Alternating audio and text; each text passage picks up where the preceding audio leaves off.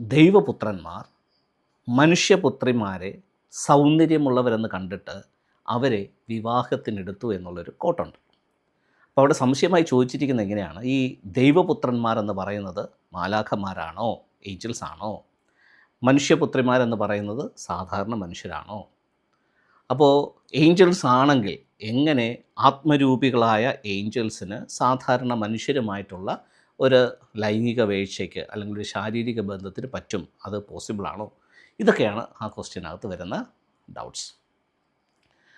അപ്പോൾ നാം മനസ്സിലാക്കേണ്ട ഒരു കാര്യം, ആദാമും ഹവ്വയും അവരുടെ മക്കളായിട്ട് ബൈബിൾ പറഞ്ഞിരിക്കുന്നത് കയീൻ ഹാബേൽ, അത് കഴിഞ്ഞു കഴിഞ്ഞാൽ പിന്നെ ശേത്താണ്.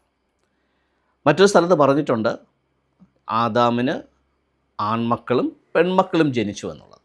ലൂക്കോസിൻ്റെ സുവിശേഷം 3-ാം അധ്യായം വായിക്കുമ്പോൾ അതിൻ്റെ ഏറ്റവും അവസാനത്തെ വാക്യം, ലൂക്കോസ് 3-ൻ്റെ ഏറ്റവും ലാസ്റ്റിൽ പറയുന്നു, ആദാം ദൈവത്തിൻ്റെ പുത്രൻ. അപ്പോൾ ദൈവത്തിൻ്റെ പുത്രനായ ആദമിന് ജനിക്കുന്ന മക്കളും ദൈവപുത്രന്മാർ തന്നെയാണ്. സോ ആ കോണ്ടസ്റ്റിൽ വെച്ച് നോക്കുമ്പോഴത്തേക്ക് അവിടെ പറഞ്ഞിരിക്കുന്ന പുത്രന്മാർ, ദൈവപുത്രന്മാർ എന്ന് പറയുന്നത് ആദാമിൻ്റെ സന്തതി പരമ്പരകളാണ്, ആ ഒരു ജീനിയോളജിയിൽ വരുന്ന വ്യക്തികളാണ്.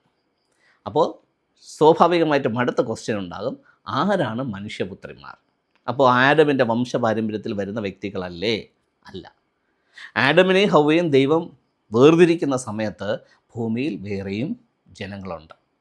അവരെയാണ് മനുഷ്യർ എന്ന് പറയുന്നത്, അല്ലെങ്കിൽ മനുഷ്യപുത്രിമാരെന്ന് പറയുന്ന ആ കാറ്റഗറി വരുന്നത് ആദാമിനും ഹവ്വയ്ക്കും പുറമേ അന്ന് ഭൂമിയിൽ ജീവിച്ചിരുന്ന മാനവകുലത്തിനകത്തുണ്ടായിരുന്ന വ്യക്തികളുടെ പെൺമക്കളെയാണ്.